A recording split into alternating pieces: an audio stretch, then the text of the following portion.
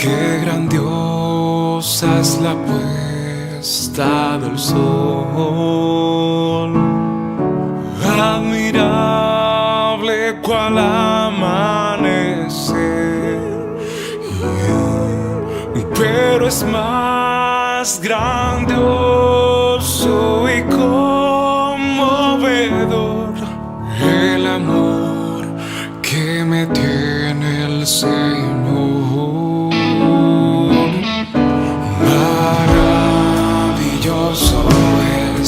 Maravilloso es cuando pienso que Dios me ama a mí.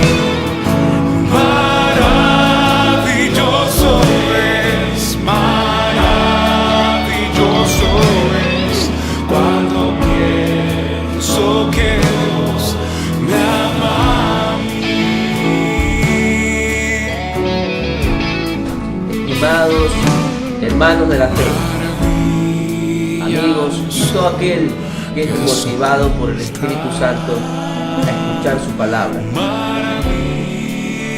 les invitamos cordialmente a escuchar el mensaje que Dios tiene preparado para nuestros vidas, la palabra de Dios que nos ayuda a descubrir la voluntad de Dios en nuestras vidas. Siéntanse regocijados de esta gran bendición. Que Dios los continúe bendiciendo, amados hermanos, amigos y conocidos.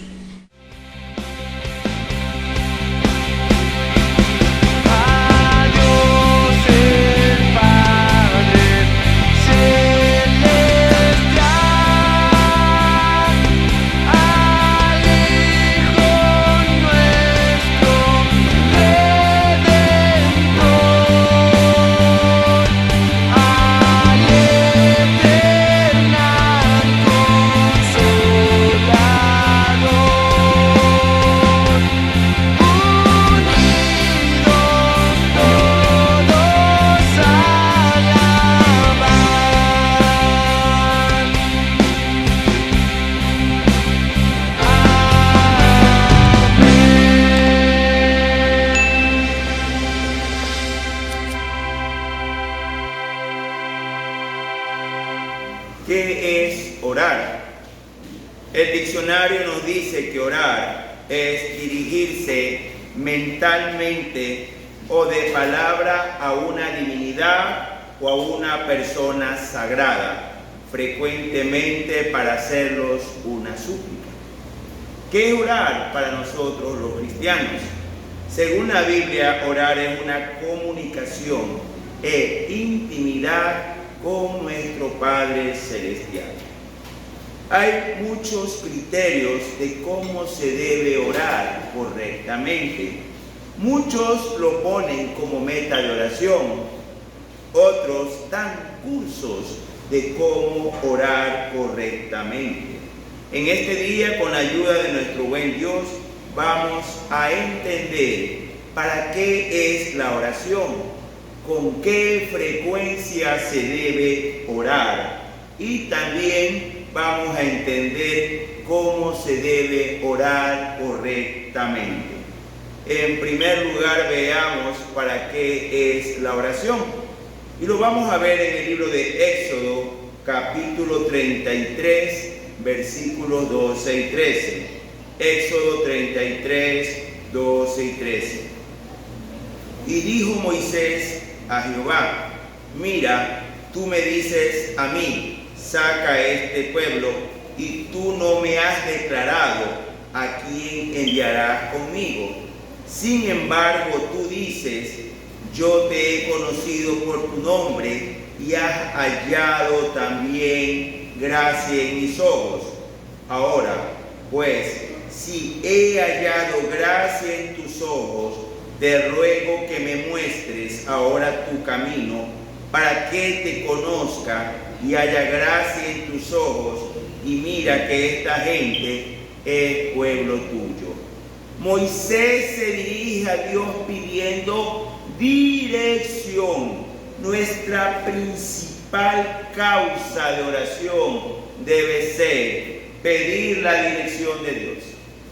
¿Qué carrera voy a estudiar?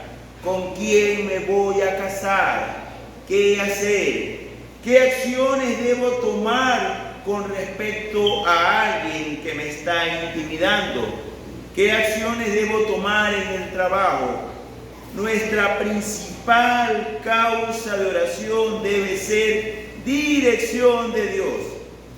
Lastimosamente, nos dirigimos a Dios en oración cuando ya estamos en problemas. Si hubiéramos pedido dirección de Dios, no nos hubiéramos divorciado, no hubiéramos dicho me equivoqué de carrera, me equivoqué de esposo. Debemos orar pidiéndole a Dios qué camino debo tomar. En lo que respecta al cristianismo, a nuestra vida cristiana debe ser más insistente, más necesaria esta meta. Permítame profundizar el porqué. Cuando usted es cristiano, Dios lo ha salvado del reino de Satanás y tiene planes para usted. Dios quiere que usted trabaje para Él. Evangelice niños, evangelice jóvenes, evangelice adultos, que cumpla funciones específicas en su lugar académico, en su lugar laboral, en su familia, con sus vecinos. ¿Cuál es tu propósito para mí, Señor? ¿A quién debo hablar? ¿Cómo debo hablar? ¿Qué debo hablar? Debo pedir dirección. Muchos son cristianos y no saben cuál es el propósito de Dios para ustedes. Entonces, amados hermanos, el principal propósito de la oración es pedir dirección en cada aspecto de nuestra vida. El segundo propósito de la oración lo vamos a encontrar en Jueces, capítulo 3, versículos del 8 al 9. Jueces, capítulo 3, del 8 al 9. Y la ira de Jehová se encendió contra Israel y los vendió en manos de Cusán-Rizatín, rey de Mesopotamia, y sirvieron los hijos de Israel a Cusán-Risataim 8 años. Entonces clamaron los hijos de Israel a Jehová, y Jehová levantó un libertador a los hijos de Israel y los libró. Y esto es a Otoniel, hijo de Cenaz, hermano menor de Caleb. Usted debe acercarse a Dios con sus peticiones. Aquí Israel, el esclavo, se había olvidado de Dios. Y 8 años después de ser esclavo, se acuerdan de pedir a Dios salvación. Nosotros, los creyentes, de manera constante debemos llevar nuestras peticiones a Dios. Tenemos familiares enfermos, hermanos de la iglesia enfermos, problemas estudiantiles, problemas laborales, problemas familiares. Orar por la paz de la ciudad. En los pasados días conversaba con un hermano de este sector por teléfono y me decía: pastor, en este mismo momento se escuchan balas, no en el sector, pero sí de manera cercana. En esta mañana me decía una madre hermana: pastor, hoy de mañana hubo balacera. Entonces debemos orar de manera continua por la paz de Guayaquil. En estos momentos, amados hermanos, la paz y la seguridad parece una utopía, algo muy lejano y muy difícil de conseguir. Pero lo podemos conseguir con la intervención de Dios. Lo que para el hombre es imposible, para Dios es nada. Debemos orar por nuestros problemas de salud, sí, mis queridos hermanos. Por los problemas familiares, sí, mis queridos hermanos. Problemas laborales. Conseguir trabajo hoy en día en nuestro país está muy difícil. Debemos orar, mis queridos hermanos, y debemos llevar nuestras peticiones a Dios. ¿Cuál es la tercera causa por la cual debemos orar? Y la vamos a encontrar en Filipenses capítulo 4, versículo 6. Por nada estéis afanosos, sino que sean conocidas vuestras peticiones delante de Dios, en toda oración y ruego, con acción de gracias. ¿Cuántos son agradecidos? Debemos pensar todo lo que Dios ya nos ha dado, de cuántas cosas Dios nos ha librado. Todos podemos decir, Dios salvó mi vida, Dios salvó la vida de mis seres queridos, y todos los presentes hemos visto portento de nuestro Dios. No puede usted seguir a pedirle a Dios dirección, ni ir con una petición, si primero no le ha dado gracias. Mahatma Gandhi decía que la gratitud es la memoria del corazón. Y parece que muchos corazones no tienen memoria. ¿Cuánto poder hemos visto de parte de nuestro Dios a favor de nosotros? Primero, debe dar gracias. Luego pida dirección y luego las peticiones que usted tenga. Siempre sea agradecido. Cuando una persona en nuestro contexto nos hace un favor o hacemos un favor, sin duda alguna lo volveremos a hacer cuando recibimos acción de gracias. Pero ¿qué sucede cuando no somos agradecidos? ¿No ha escuchado decir usted ni las gracias Dios? Mucho más con Dios. Seamos agradecidos. Ahora veamos el segundo punto. ¿Cuál debe ser la frecuencia de la oración? Y antes de entrar a leer el texto bíblico, analicemos qué se vive en la actualidad. La frecuencia de la oración en el Islam son 5 veces al día, viendo su rostro hacia la Meca. Algunas iglesias cristianas dicen que el profeta Daniel oraba 3 veces al día viendo a Jerusalén. Otros dicen que de manera continua los fines de semana en ayuno y oración.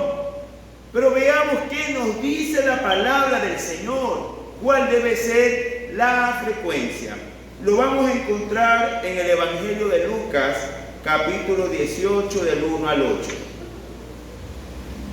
También les refirió Jesús una parábola sobre la necesidad de orar siempre y no desmayar, diciendo: había en una ciudad un juez que ni temía a Dios ni respetaba a hombre. Había también en aquella ciudad una viuda, la cual venía a él diciendo: hazme justicia de mi adversario. Y él no quiso por algún tiempo, pero después de esto dijo dentro de sí: aunque ni temo a Dios, ni tengo respeto a hombre, sin embargo, porque esta viuda me es molesta, le haré justicia, no sea que viniendo de continuo me agote la paciencia. Y dijo el Señor: oíd lo que dijo el juez injusto. ¿Y acaso Dios no hará justicia a sus escogidos, que claman a Él día y noche? ¿Se tardará en responderles? Os digo que pronto les hará justicia. Pero cuando venga el Hijo del Hombre, ¿hallará fe en la tierra? El Señor Jesús nos dice que debemos orar siempre y sin desmayar. No es un tiempo específico viendo a una ciudad, no es una cantidad de veces, ni cuando nos reunimos como iglesia. Es una forma de vivir, pidiendo comunicación con Dios e intimidad con nuestro Padre Celestial. Orar mientras camina, orar mientras está en su aposento, orar mientras trabaja, es vivir en constante intimidad con Dios en todo tiempo y en todo momento. Y el Señor Jesús pone un ejemplo interesante. Habla de un hombre malo, un juez injusto. No impartía justicia, dándonos a entender el texto bíblico que este juez recibía coima. Pero había una viuda pobre que no tenía dinero para coimarlo. Pero esta viuda pobre iba con insistencia ante el juez, lo molestaba, era impertinente, mañana, media mañana, al mediodía, a media tarde, tarde, noche, constantemente molestaba a este hombre injusto, a este juez malo. Y el juez respondió favorablemente la petición de la viuda por su insistencia. Dios no te va a responder favorablemente a tu petición si eres insistente. Si de mañana, después del desayuno, a mitad de mañana, al mediodía, a la mitad de la tarde, de manera continua oras a Dios. Sí, mi querido hermano, pronto les hará justicia, dice el Señor. ¿Cuál es su petición? ¿Está esperando llegar al culto para hacer su petición? ¿Está esperando un momento específico del día? Amado hermano, la oración es un estilo de vida. Debe orar siempre y sin desmayar. Cada oportunidad diríjase a nuestro Creador, teniendo claro que debemos dirigirnos a Dios con acción de gracias, pidiendo dirección, pidiendo peticiones, que debemos dirigirnos siempre y sin desmayar a Dios. ¿Cómo debemos orar? ¿Cómo orar correctamente? Y para ver esto, primero vamos a ver cómo no debemos orar, cómo no le agrada a Dios. Abramos nuestras Biblias en Evangelio de Lucas, capítulo 18, del 9 al 14. Evangelio de Lucas, capítulo 18, del 9 al 14. A unos que confiaban en sí mismos como justos y menospreciaban a los otros, dijo también esta parábola. Dos hombres subieron al templo a orar. Uno era fariseo y el otro publicano. El fariseo, puesto en pie, oraba consigo mismo de esta manera: Dios, te doy gracias, porque no soy como los otros hombres, ladrones, injustos, adúlteros, ni aun como este publicano. Ayuno 2 veces a la semana, doy diezmos de todo lo que gano. Mas el publicano, estando lejos, no quería ni aun alzar los ojos al cielo, sino que se golpeaba el pecho diciendo: Dios, sé propicio a mi pecador. Os digo que éste descendió a su casa justificado antes que el otro.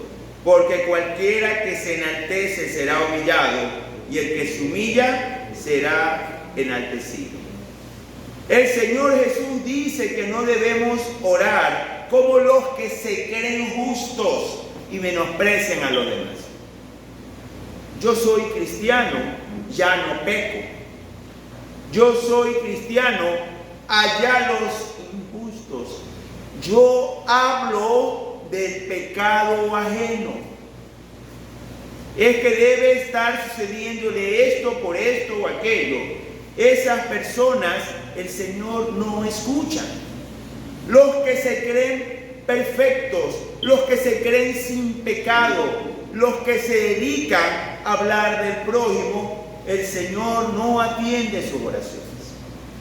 Y pone un ejemplo entre un fariseo y un publicano. Y lo que no entendemos el día de hoy es que en el contexto bíblico el fariseo era el hombre bueno.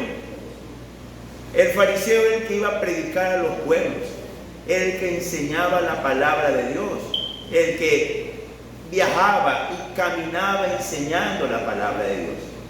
Entonces él les trata de explicar: el bueno, el que trabaja para Dios, se jactaba de todo su trabajo. Imagínense que usted el día de hoy diga: yo colaboro con el aseo de la iglesia, yo colaboro con mis diezmos, yo doy ofrendas extraordinarias, yo colaboro en toda actividad de la iglesia, yo evangelizo. ¿Quién se puede jactar ante Dios? Nadie. Nadie. Todos somos pecadores. Nuestros actos de justicia son como trapos de inmundicia. Todos somos pecadores.